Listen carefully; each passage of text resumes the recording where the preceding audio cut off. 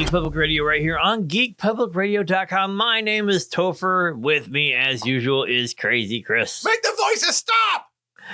So what is happening, everybody? We are talking about a little bit of something that's near and dear to my heart because, you know, I produce physical media. Yeah. Because streaming and all of the other stuff is really hard sometimes to get into or make money off of because you don't know the numbers. I know how many DVDs we sell or Blu-rays we sell. Exactly. I don't know how many times people, have looked at a website and seen my streaming. So that's what we're talking about. The rise of the push for physical media and, you know, the whole you will not own anything and you'll like it mentality. You will live in a pod and you will eat the bugs, so says Carl Schwab. Anyways. So this week we're looking at Business Insider says the streaming apocalypse is nigh. Streamers are preparing their storm shelters now. Their storm shelters with their streaming boxes down in their mother's basements. So Warner Media has announced that it would pull Westworld from streaming services like Max.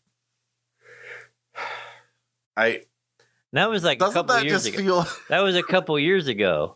But the saying that literally there is no media preservation at that point because nobody's going to have a copy of it.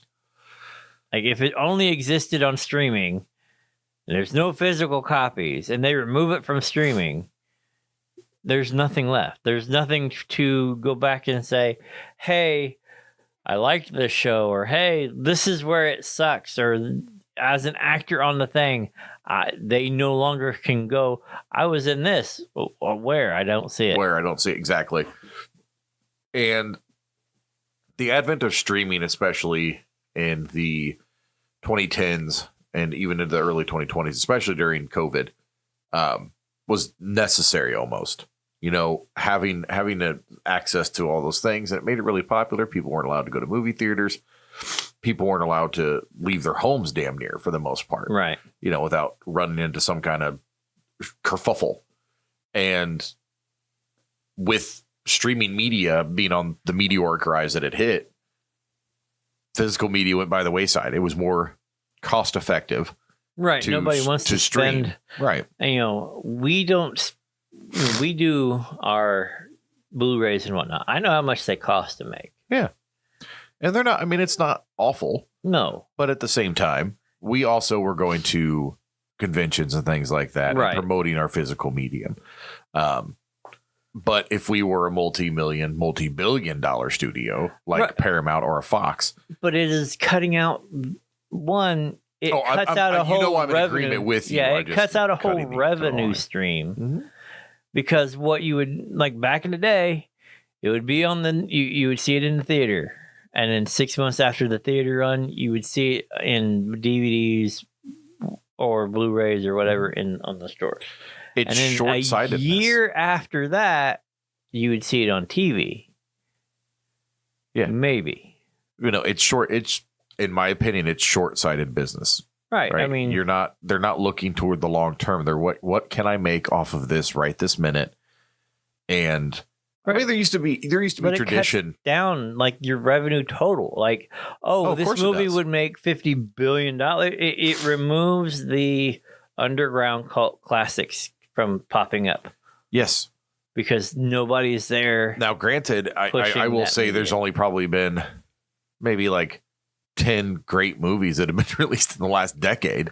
But I'm not even saying like great movies. I'm talking about movies that like Rocky Horror wasn't a great movie based on like whatever. It was a fun movie, and the stuff that was built around it has added to the stuff. The culture that was made around Rocky Horror is really what drove that. If you didn't have VHS or DVDs or midnight showings and this, that, and the other, you would not have.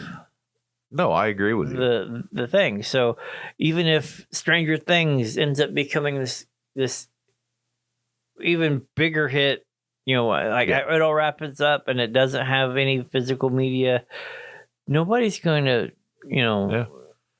We're not going to be talking about it in 10 years. It'll be the next show that we're talking about. Right. I mean, I'm trying to remember a series or show besides Game of Thrones that really took off, but even Game of Thrones, I don't think really had physical media, did it? I'm not aware of any. Yeah, it might have, but there might be like a box set or something like that. But and honestly, if you're going to do a physical media for a series, that's probably the best way to do it, in my opinion. Yeah. I think that having like South Park, for instance, did a lot of their physical media, and they would release them in box sets, like seasons 1 through 4 in one box, seasons 5 through 8, etc. Which that's a perfectly fair way to do it, but to not have anything at all, I think that's extremely narrow-minded. I think it's lazy, like laissez-faire, or what is it? Well, no, that's just hands-off capitalism, laissez-faire. That just means that the government is not going to encroach into that. Right. So, like I said, no, but no, just being. Is it carte blanche? Not carte blanche. What's the word? Stupid. Well, yeah. I mean, fairly idiotic. I'll give it that. I can't. I can't fathom a business model where we release a movie and we only have it on streaming. I could never see us doing that. It denies a revenue source. Not only does it deny a revenue source, but like you said, part of the fun of going to conventions and meeting people is saying, oh "My gosh, I have this! Like, sign my movie." Right. That's I love that. I think it's a super cool thing to do. I mean, even the guys at Night Art Productions had the VHS. Right. Not because people still. I've been trying so hard for us to get a VHS or two. Yeah. Yeah. Because I think it would be cool. Because I know a lot of people who love the VHS, like having the VHS like copies of like indie horror. Yeah. Which is, I think, is neat. Like, throwback to the days of the bottom shelf at your local video store. Absolutely. Or rental place. And I think that's something cool that they do, right? Is anything I'm going to own? More than likely not. But I understand the nostalgia of it. And they sold through them all because people think that's cool. They like it. Mm-hmm. It's the throwback to the old school B movie. You could only find it on VHS. It harkens back to the days of the video rental, man. When you would go in, you didn't have all these online movie reviews. You didn't know what anything was. You'd walk into a rental store, a Blockbuster, dating myself. You'd look at the box art and go. Look at the box art and go, those looks fun. Yeah. The ultimate version of judging a book by its cover. Yeah, it's like, oh, that looks cool. And you'd be like, I'm going to watch this. And that's what it is. That's what it was to me. You'd pick up the case, the box, and you'd go, I'll go watch this. We used to do, when I was with a particular girl that I was dating in New York, we had subscriptions to both Blockbuster and Netflix when Netflix first released. So we did they would send us the you got DVDs in the mail. Yeah, you got DVDs in the mail. So they would send us those. But we ended up liking Blockbuster more because we could return the discs to Blockbuster. Right. Which would then count as us returning the disc, which would automatically load our queue, and they would send us more DVDs. But by returning the discs to Blockbuster, we got free rentals. So we were like quadrupling the amount of movies that we could rent or watch. So we were constantly getting stuff. So like new releases would come out, and we would go turn in the old movies that we were watching. And by the way, we started alphabetically. We made it all the way to P. We made it through like 400, 500 movies. It was ridiculous. Nice. And then we'd have like marathon movie weekends, which was like super cool, but like that was awesome. We still had the physical copies, and it was a joy for us to actually go into Blockbuster. That used to be a family thing. Go to Blockbuster and pick a freaking movie. The kids pick a movie, dad picks a movie, mom picks a movie. Maybe the kid gets a video game. Not me. I was stupid. No, we used to rent video games, but that was awesome, right? So having the physical media. Like the advent of digital streaming is really what killed Blockbusters and stuff like that. That's what really drove them out. There's still family videos that hang around, and there's a place for them. But most of them have actually closed here recently. Yeah, I'm aware of that too. Because like here in town, and the one that was because there's no freaking physical media. Right, everything like you're not getting any. There's no new releases, DVDs or anything coming out. Yeah, it's like I don't want to pay for HBO. I mean, you look at Walmart. which would used to have a huge section of movies and stuff. Everything comes out like, oh, it's in the movies. Now it's on a streaming platform. Yep. Like 3 weeks after it comes out in theaters. Yeah. Like there was one, I'm trying to remember what movie it was. It released on streaming while it was still in the theater run. And I was like, what? What are you doing? And you can rent movies that are in theaters on major streaming platforms. Like it's super convenient. It's super cool. But at the same time, man, it just, I don't know. It takes away some of the magic of it. No, it does. And it's like you're sitting here going, why are you, in the urge to get as much money now? You're killing. I think this is not just in the movies. You're looking at video games. Video games are going entirely digital, which means they can shut off your access to them at any time. Just like buying a movie on Amazon. If Amazon decides that they don't want to carry that movie anymore, guess what? You're not going to have access to. You paid the money for it, but you're not going to have it. You paid the money for the video game. You're essentially paying for an unlimited rental of that particular medium until they decide they don't want to carry it anymore. Right. And then, and then, like I said, then it goes back into media preservation. You got these games that win awards. You have movies that win awards. You have series that win awards, but there's no physical copy of them. So later on, if something happens, people are like, well, what was the movie that won? What was the video game that won Game of the Year in 2025? Yeah. Like, I don't know. You have no idea. Like, it says it was this, but I've never seen a copy of it. Like, it's not available. I'm going to be really honest about the video game award system, though. When Fortnite won Game of the Year and Breath of the Wild didn't, I just was like, no, this is the stupidest thing I've ever seen in my entire life. But you know what I'm saying? It's like literally. I stopped paying attention. That's why I like things like so I appreciate Nintendo. Right. Going back to the cartridge based format, I think that's really cool. Even and you could still go to most major retailers and you can find video games still in the box. I was at like Best Buy here recently, which normally has like huge section of game, and it's not anywhere near. Oh, it's not what it was. Like it's literally not even close. It used to be like 3 aisles of video games. Now it's like a half. Yeah.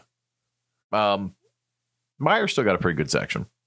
Meijer, Walmart, their video game sections are still pretty robust, but nowhere near what it was 10 years ago, right? Or 20 years ago, for that matter.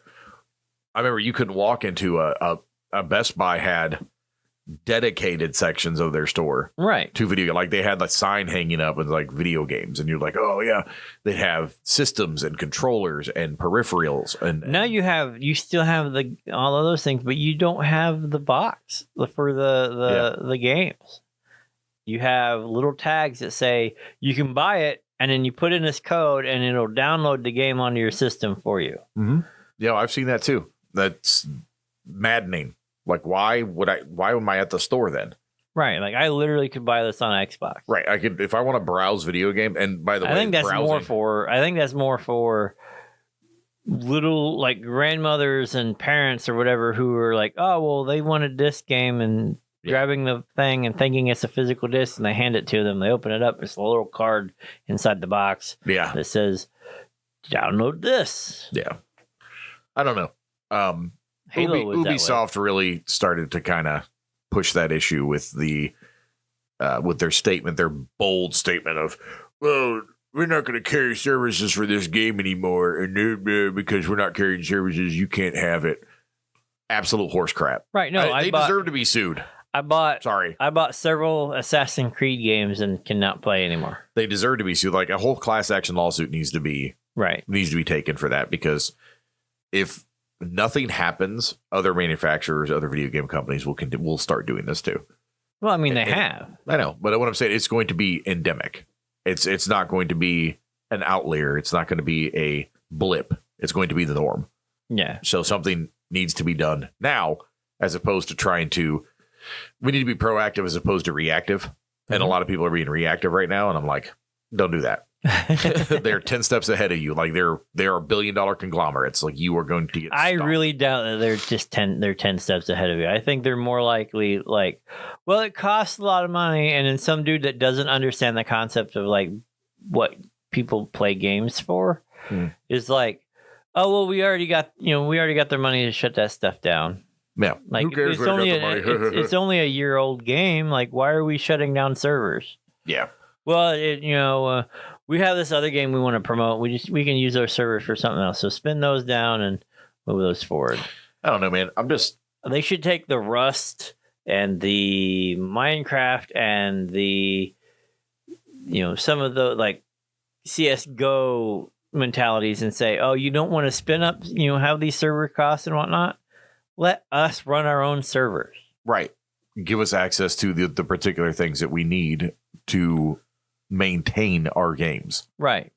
So if I could run my own server for Assassin's Creed, yeah, like Black Flag or whatever, then it wouldn't be anything for like, just make the player the host server. Right. I mean, it's not terribly difficult to do. Right.